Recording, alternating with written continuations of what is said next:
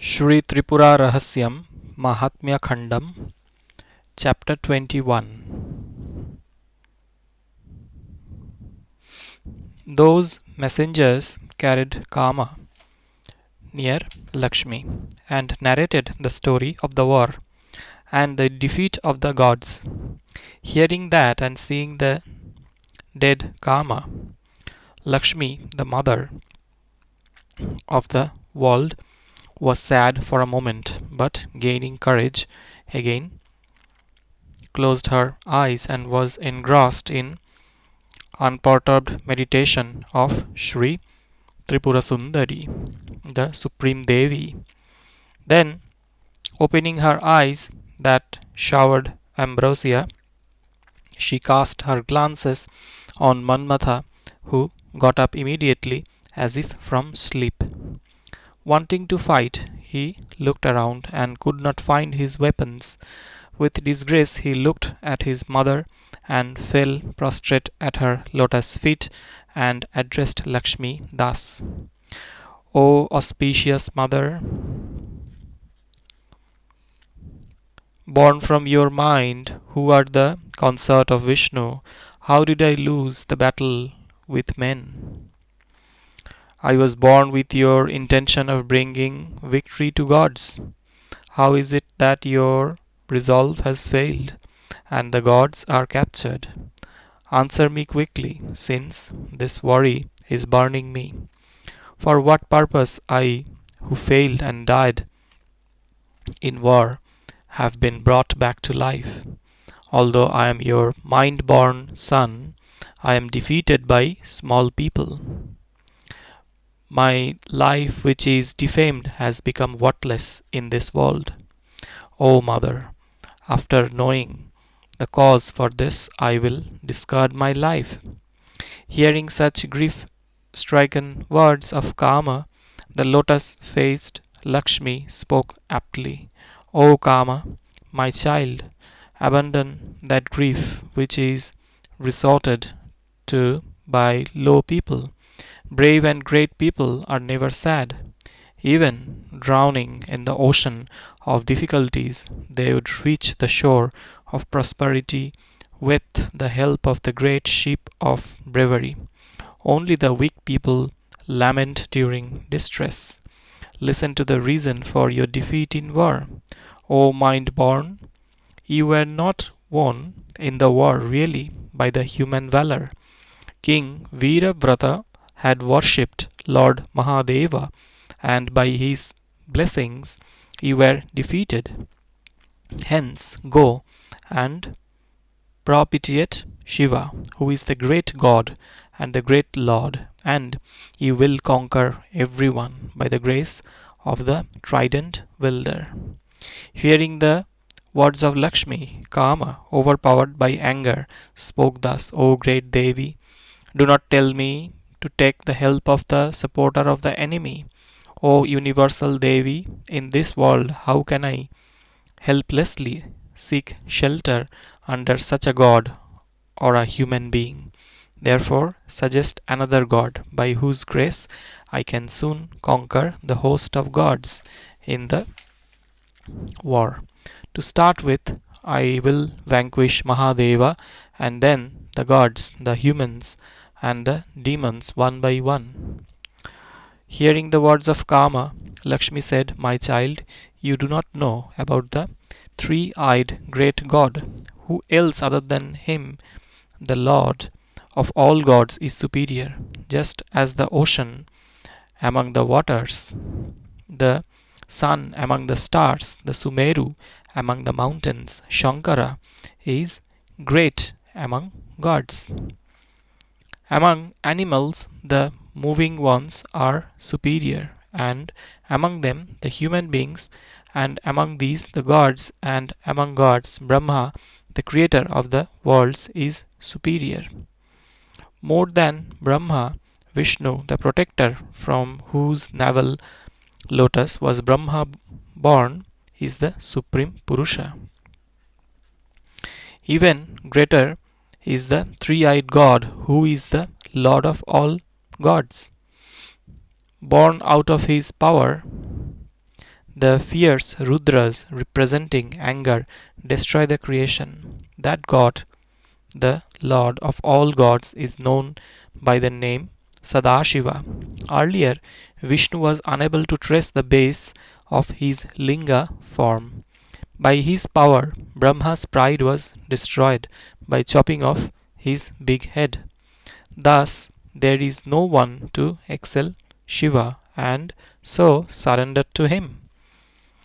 Listening to his mother, Manmatha spoke again. O mother, though Shiva is the lord of the three worlds and is superior to all, I cannot pray to him because he is favorable to my enemy. O mother, tell me from whom Shiva acquired such supremacy, so that I can please that god and conquer even Mahadeva. Or let me know that god who has natural greatness. Listening to Kama, the great Devi Lakshmi, closing her eyes, meditated for a while on Tripura, the supreme great Devi, and prayed for the prosperity of Kama. Knowing the intention of Lakshmi, which was for the fulfillment of Kama's desire, Tripura Devi deputed Gauri, who made her appearance. Seeing Gauri, Mahalakshmi quickly got up and holding her hand with reverence had Gauri seated on a gem set chair, and after worshipping her and praising her in a sweet voice, addressed her, the great Devi. O Devi, I am blessed having come under your compassionate glances. You are the dear wife of Mahadeva. Seeing you is not easy even to Brahma and others. Today, Devi Tripura Sundari is pleased with me, by which I am seeing you, who are the sister of Vasudeva, and who is the sister of Vasudeva and the consort of Pashupati. Hearing those words, Gauri said with a smile, O Padma, why were you meditating with closed eyes? O Kamala Vasini, tell me quickly about what you are thinking. Hearing the words of Gauri, Lakshmi uttered nectarian words. O Gauri, I will narrate my thoughts to you. This boy, named Kama, is my son, born out of my mind for accomplishing the needs of the gods. In the war, he was defeated by Viravrata on the earth. O Shiva, Viravrata, by the blessings of your husband, has conquered in the battle my son, who is really invincible. Depressed by the defeat, he wants to vanquish everyone. He is deaf to my advice of worshipping Shiva. Hearing Rama, Gauri saw Kama, who was close by, and with a smile said, My child, Kama, come to me. Upon the words of Gauri, Kama, going near her, fell prostrate before her, and stood by her side with folded hands. Gauri said thus, My child, tell me what is it that you want to do. Then Kama spoke thus, O mother, hear my desire. After severe penance, I would defeat everyone. For that, I do not know the God who will grant my wishes if pleased. Listening to his words, the consort of Shiva spoke thus, O Kama, such a great task of yours will not be possible without the worship of Shiva. Therefore, immediately adore him. In this world, there is none other than my husband Shiva who can grant rare wants. Hence, seek Maheshwara. Having said that to Madana, Gauri spoke to Lakshmi thus, I have been sent by the great Devi Tripura Sundari to convey her message. Stop worrying. Your son will achieve his desires. Let Kama propitiate Shiva, the lord of the gods, to reach his goal. Then Kama angrily said to Gauri, who was talking in this manner, O Sharvani Shankari, listen, I will never any time surrender to Shiva, who protects my enemy. I will propitiate a god superior to Shiva and have my wants. With my strength, I will conquer Shiva and his followers. I would rather die than seeking Shiva's help any time. Hearing Kama, the angry Maheshwari cursed him thus: because you do not heed my good advice, you will be reduced to ashes while fighting with Shiva. Then Lakshmi, hearing the curse on her son, became angry, and with reddish eyes cursed Gauri thus: for having cursed my son, you shall soon be reduced to ashes by hearing ignominy about your husband. Then Gauri, getting extremely angry, said to Lakshmi thus: O Lakshmi, because of your thoughtless behavior out of love towards your son, you will suffer a long separation from your husband and also harassment from his co-wives. O Bhargava, thus cursed again, the angry Lakshmi rose to fight. Even Rudrani got ready on her lion. Using shining bows, both showered arrows, weapons, and missiles on each other. Thus a most fierce battle was on between them. The Pramathas, attendants of Shiva, who had accompanied Gauri, fought intensely. Lakshmi injured them by mighty missiles. Severely hurt by the missiles, the Pramathas ran to Shiva and reported to him the war between Gauri and Padma. Hearing that, Shiva, riding his bull, came to the place of the war. Meanwhile, hearing about the war, Vishnu made his appearance there. Getting the news about the war, even Brahma, along with Sarasvati and other gods, came there to witness the war. Siddhas, Gandharvas, Vidyadharas, Kinnaras, and great serpents came there to watch the fight.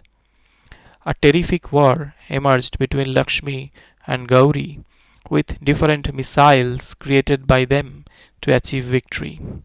Shiva and Vishnu, who went near them to prevent the war, became unconscious, being burnt by the fire of the missiles. Then Lakshmi broke with arrows the bright bow of Gauri and injured her chest with a sharp arrow having a bent tip. From that wound, a lot of blood gushed out, and the severely injured Gauri became unconscious. The flow of that blood in the battlefield engulfed and blazed like the fire of annihilation by which the world started perishing.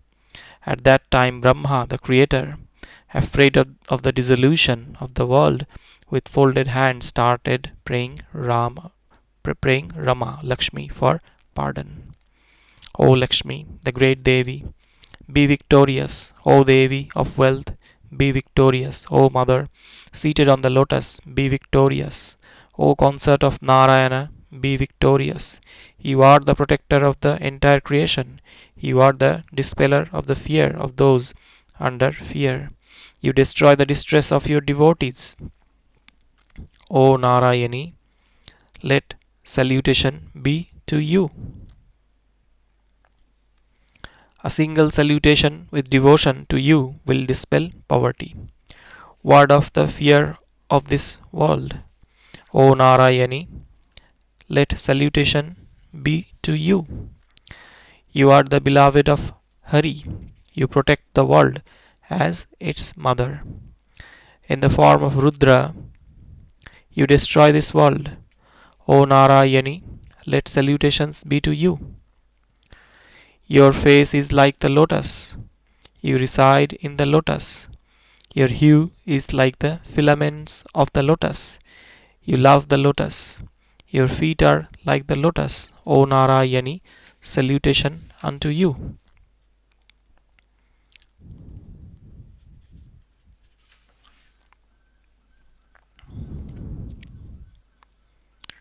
You are the embodiment of compassion. With kindness protect the world from peril. O Narayani, salutation unto you. Praying thus, Brahma fell prostrate on the ground.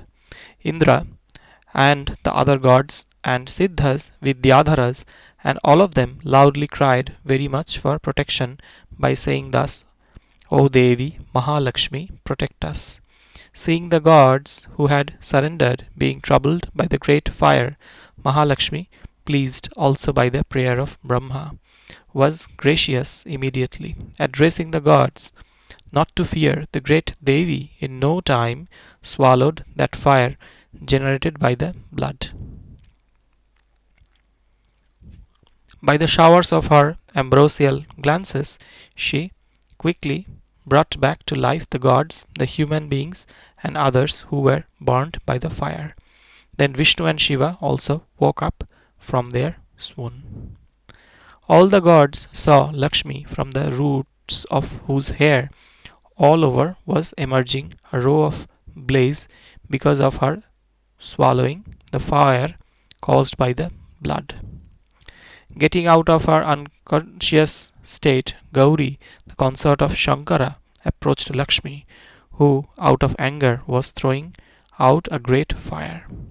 Seeing Lakshmi, who had a disturbed, angry look, Brahma, Vishnu, and Shiva, after pleasing Bharati, the consort of Brahma, sent her for pacifying Lakshmi and Gauri. Then Bharati quickly went to Bhavani and Lakshmi and joined their palms by holding them by her hands. She addressed them thus, O Rama, O Bhavani, listen to my good words.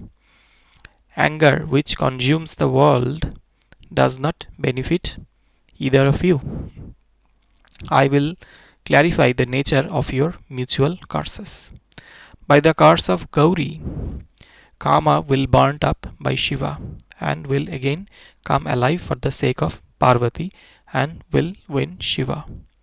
In your different form as Daksayajna, he will be reduced to ashes after hearing the insult to your husband. O Rama, because of the grief caused by your co-wife, you will lose this existing form and get a more beautiful one. During the incarnation of your husband, you will suffer separation from him. So give up confusion and think about the better form. Thus, hearing the words of Vani, Gauri and Lakshmi, shedding their ignorance, attained supreme peace. O Rama, I have narrated thus the story of Rama, which augurs prosperity. Devi Rama will grant the wants of him who listens to this episode. End of the 21st chapter of the MahatmyaKhandam of Sri Tripura Rahasyam. Chapter 22. After listening to the wonderful, glorious story, the astonished great Parashurama again addressed Dattatreya thus, O Venerable Guru, the auspicious story of the glories of Rama narrated by you is wonderful to all. How did Lakshmi, devoted to her husband, suffer separation from him? How did her co-wife trouble her? How did she discard her body? How was Gauri, hearing the insult to her husband, reduced to ashes? O Lord, please tell me about all this. Requested thus by Parashurama, the pleased kind Guru said thus, O Rama, I will tell you about the earlier event. Listen with concentration. Some time ago, Vishnu was residing in Vaikuntha with Lakshmi, pleased by the devotion of Vrinda and Bhumi for a long time. He accepted them. Doubting the anger of Lakshmi, he was secretly spending time with them, which went on for quite some time. When questioned by Lakshmi, who had come to know of it, Vishnu concealed it. In the course of time, while Lakshmi was with her attendants, she was invited by Vani and went there, permitted by Vishnu. In the absence of Lakshmi, Vishnu sported with Vrinda and Bhumi, who endeared him. Then Devi Lakshmi, who by chance returned from Satyaloka, was ablaze with anger, having seen the lustful Vishnu supporting with Bhumi and Vrinda. Alarmed by that, Vishnu immediately followed Lakshmi, who rapidly left Vaikuntha. Meeting her in the Himalaya, Vishnu started consoling her by holding her right hand. Then Lakshmi, who was burning with wrath, was liquefied like a mass of ghee by fire and flowed like a perennial purifying river named Padma, which dried up by the curse of Narada. Bhagiratha, Bhagiratha the sagely king, by performing arduous ascesis, made river Ganga follow his chariot that drove on the course of river Padma. Coming in contact with Ganga, Padma, who was relieved of the curse, mingled with Ganga and flowed for a long time and broke off with Ganga and joined the sea earlier than Ganga. A bath at the place of the separation confers heaven. Listening to the words of the Guru, Parashurama eagerly questioned thus, O Lord, how is it that the river Padma was cursed by the extremely calm and compassionate sage Narada? How was the curse dismissed? How did the river Padma part with Ganga? Tell me about all this. Thus inquired by Parashurama, the great sage Dattatreya said, O Rama, listen to the interesting past legend about Narada. Once Narada arrived at the assembly in Brahmaloka, where the Gandharvas, the Yakshas, the Kinnaras, and others were performing the Gandharva style of music, each one progressively excelling the previous artist. Then Narada also played the ragas, musical modes, on his veena. By his ragas, all who had assembled there were engrossed in the transcendental melody and were experiencing the bliss of emancipation and complimented Narada as well done, very good. Then Sarasvati, the exponent in melody, played on her veena the Kachapi. Narada and others could not really grasp the intricacies of those ragas tunes. At the end of the program, Narada also departed from there, and on his way he was thinking about the raga by Saraswati, which was the best and which he could not comprehend. Going to a solitary forest on the banks of the river Padma, Narada started to play on his veena the same raga which Saraswati had splendidly performed. Hearing the discord in his rendering, the river Padma laughed loudly. Put to shame and angered by the insult, Narada cursed the river Padma thus, O great river, you will dry up for your insolence towards me. Hearing that frightening curse, Padma fell prostrate before Narada and repeatedly begged from the termination of the curse. Upon her request, Narada said, O great river, when you unite with the supreme Ganga, you will be free from the curse. Then Padma, with reverence, inquired Narada thus, O divine sage, where is that Ganga? How will she reach the earth? How did she become the embodiment of Brahma? Please let me know all these. Hearing her words, Narada, the best among the divine sages, happily narrated the excellent story of the Ganga to Padma. O Padma, listen to this sacred story that cleanses abominable sins. Transcending Brahman, who is in the form of Shiva, exists Shakti, who is his essence, his heart and all. She is the great space containing countless eggs bearing series of worlds. Brahma and others prayed with ascesis to such a great power who was pleased by that.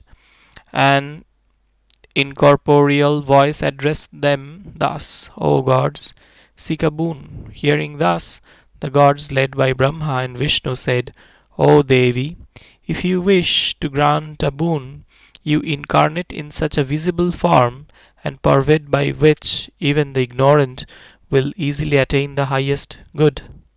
Hearing Brahma and others, the Devi replied, O gods, for your delight I will take a visible form.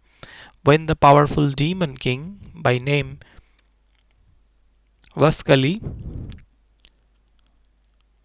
subjugate by his strength the three worlds by conquering Indra, then Vishnu, for the sake of Indra, incarnating as a lad, the dwarf Brahmachari, begs from the demon a 3 foot space and encroaches the three worlds. From the upper universal sphere, split by the raised foot of Vishnu, I will flow forth like a nectarian great river. By seeing me in the form of the river and touching me and drinking me, one would attain salvation. The realized address me as Ganga and Tripathaga. Saying this, the incorporeal Maheshwari became silent. Then she, the sacred river, granting a boon to Brahma and others, becomes Ganga, and by uniting with her, you will gain auspiciousness. Listening to Narada, the river Padma inquired again thus, O divine sage, let me know how Ganga flowed from the sky, rent by the foot of Vishnu. Then how will she reach the earth? I want to hear all the future events very clearly.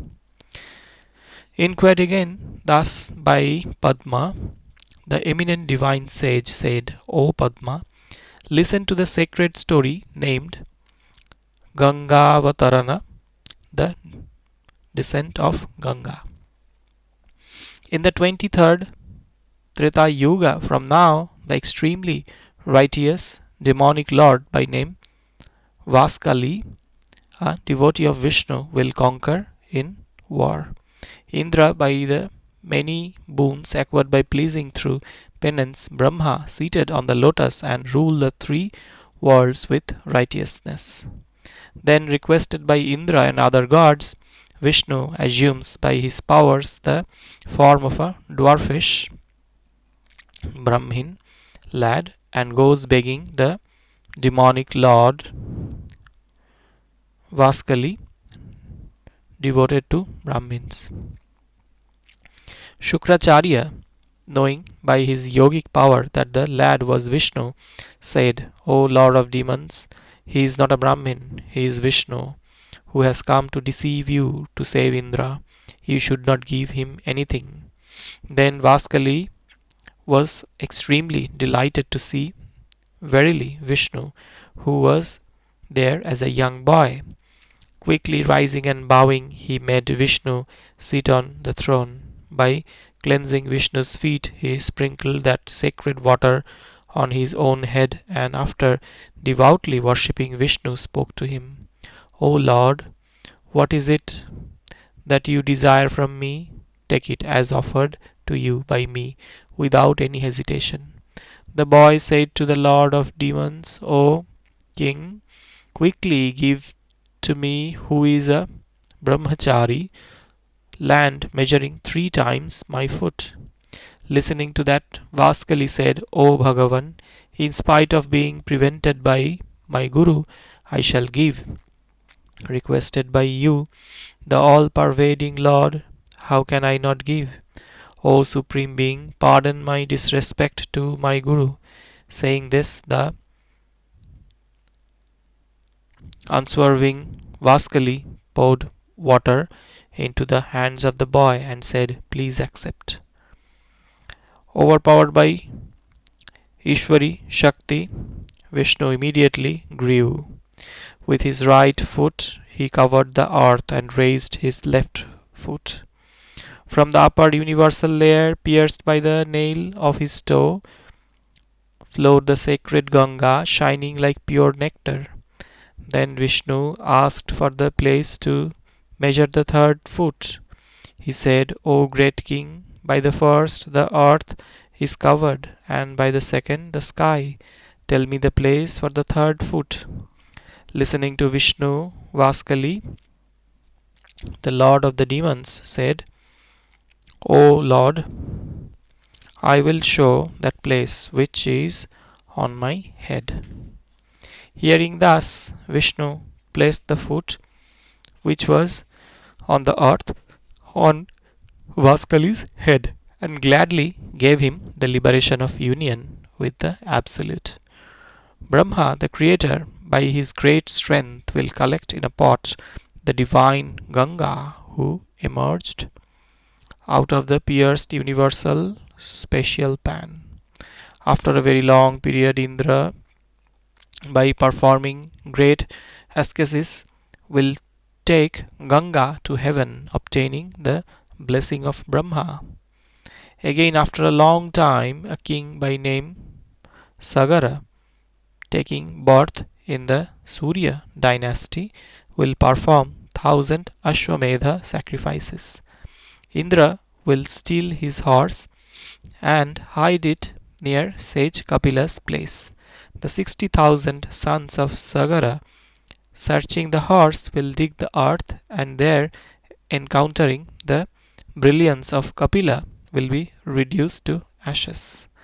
Then the righteous grandson of Sagara, Bhagiratha by name, thinking about the salvation of his grandfathers, takes to severe penance, and Ganga lands on the head of Shiva. By another great penance, he makes Ganga descend to earth. Ganga will follow the chariot of Bhagiratha, which moves in your course, and then, O great river Padma, you will be freed from the curse. Like this, Rama suffered great distress from her co-wife.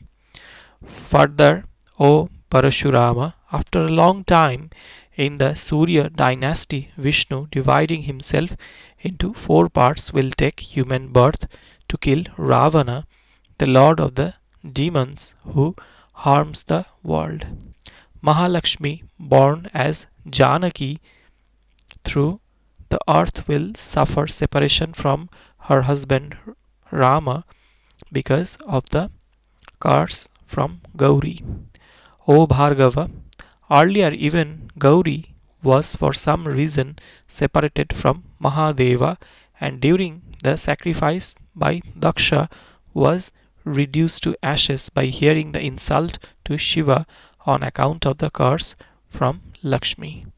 After listening to Guru Dattatreya, Parashurama, the scion of the Bhrigu clan, inquired the Guru about the detailed episode of Gauri.